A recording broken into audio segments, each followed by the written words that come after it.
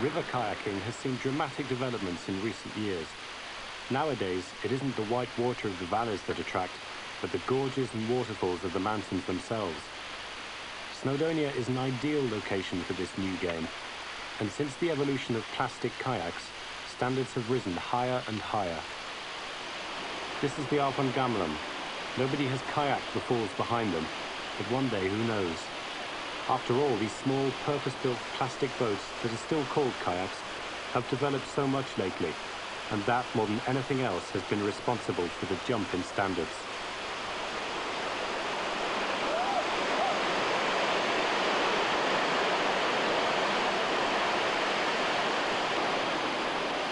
Kayakers can now afford to play on water that was considered impossible only 5 years ago. Of course, he should have caught the paddle at the bottom since he needs it again. Even the best fail sometimes. This is Shaun Baker. He was the first to venture over the bigger waterfalls in Britain. Scuda Eira in South Wales, Conway Falls and the nearby Swallow Falls in 1986, which brought attention to this extreme form of the sport. With him are Paul Crisp and in the third boat, Chris Hipgrave.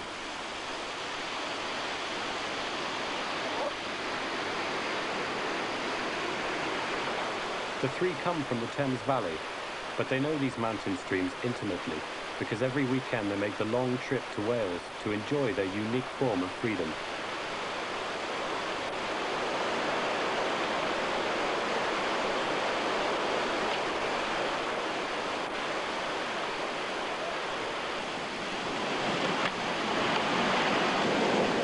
Their commitment pays off because controlling a kayak in this water isn't easy. Being able to roll immediately is imperative. Their equipment helps, but some of it has been borrowed from other sports, since conventional kayaking gear doesn't meet their requirements.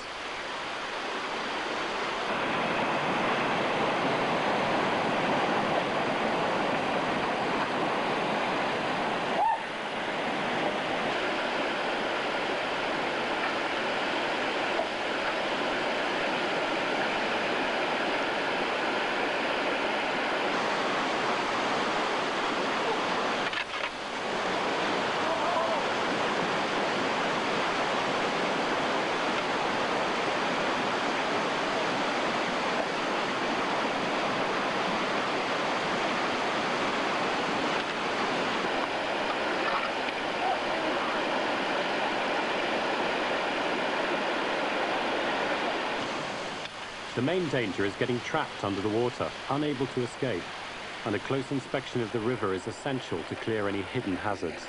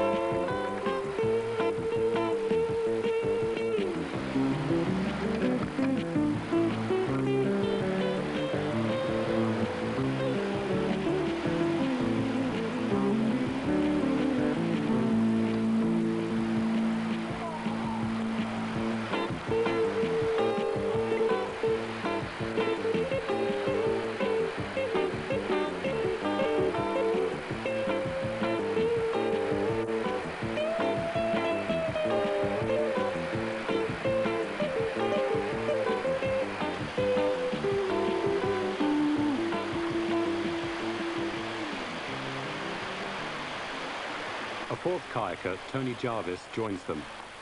The standard rises and the nature of the sport takes on a more threatening complexion.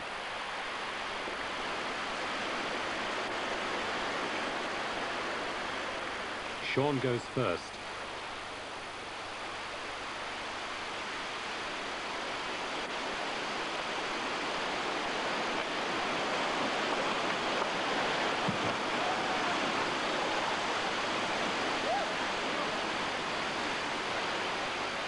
Chris follows. Traditional techniques still apply here, but swift reactions are more important. It only takes the lightest of touches to keep the kayaker on line and in control.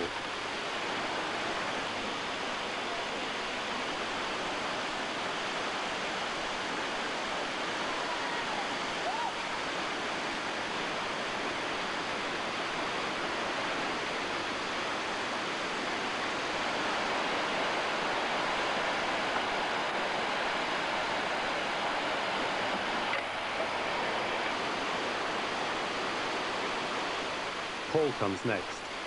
He looks completely out of control, with everything left to chance. Right now, he needs a barrow load of the most important quality for this sort of kayaking: self-confidence.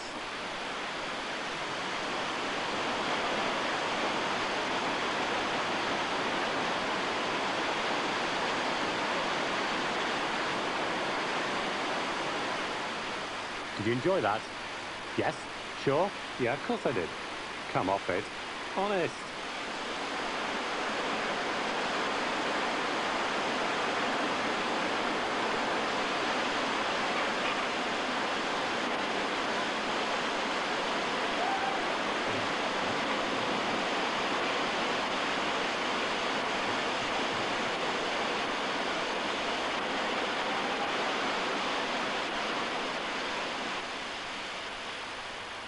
This was Tony's first waterfall. He won't forget it in a hurry, but it looked like he was saving his strength for something else. And this is it. The big gorge at Llanberis offers an awe-inspiring challenge.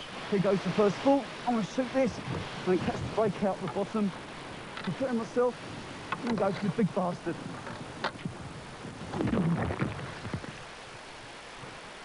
Well, that was a funny little fall, that one. Nice flat landing, mate. Right, here goes the big... The fall has never been attempted before, and the four men have the chance to push back the boundaries of kayaking even further. The main concern is the impact in the plunge pool. From this height, the green water will feel very hard.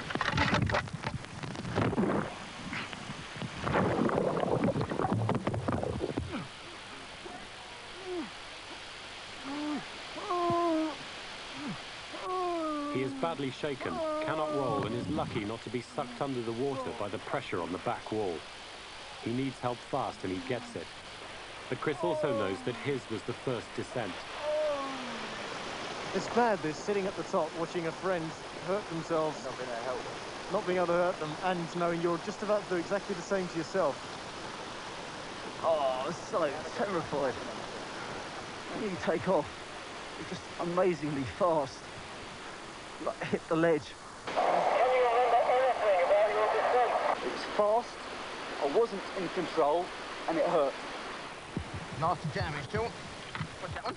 Encouraged by this useful information, Paul goes next. Ah! That boy.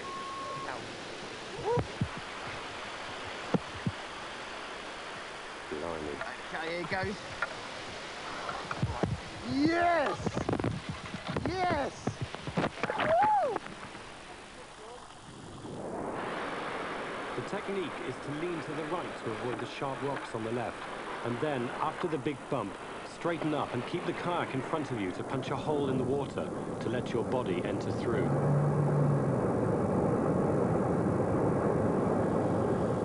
Hand roll, go on, hand roll. That was a good run down. Nice throw line. Go on, pull him in, Andy, quickly.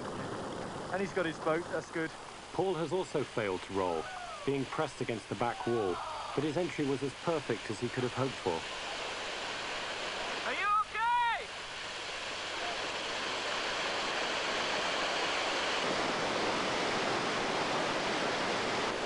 Couldn't hand roll up because I had all the water coming down to my hands and the rock on the other side. So anyway, that's my excuse. Not to Shaun is next. Ooh.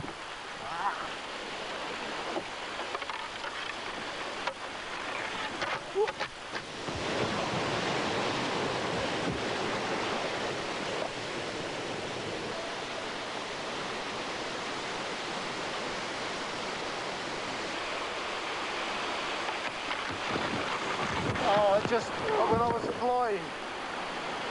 flying the last bit, I knew a flat landing was coming up. I just didn't have the presence of mind to tilt my boat on its side.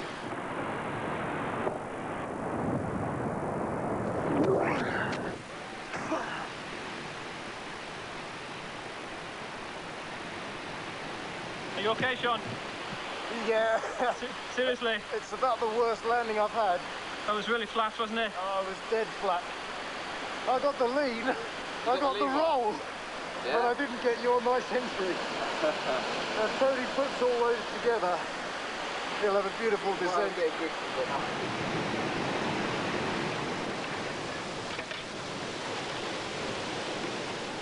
Tony has plenty of confidence. But now he's got a broken rib as well. You okay?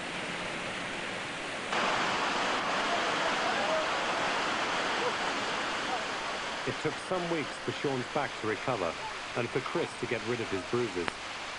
Paul was the only one to survive this fall unscathed. Have you now reached the limit of what's possible? It's getting there, I think. Certainly not going to do this one again. Yeah, it gets to a point where it's so high and you have so little control over the final angle of entry, for example, that you have to draw the line somewhere. And I think injuries 3 out of 4. I think this has got to be a good place to draw the line. Without a doubt, this fall will be done again in the future. But given enough time, somebody else will do it again, and probably more successfully, having been able to see our exploits. I think there are younger people who are coming into the sport. For example, Tony, who's been brought up with this as his second waterfall. Anything smaller is going to seem easy to him, and certainly the sport's going to progress, certainly as technology increases.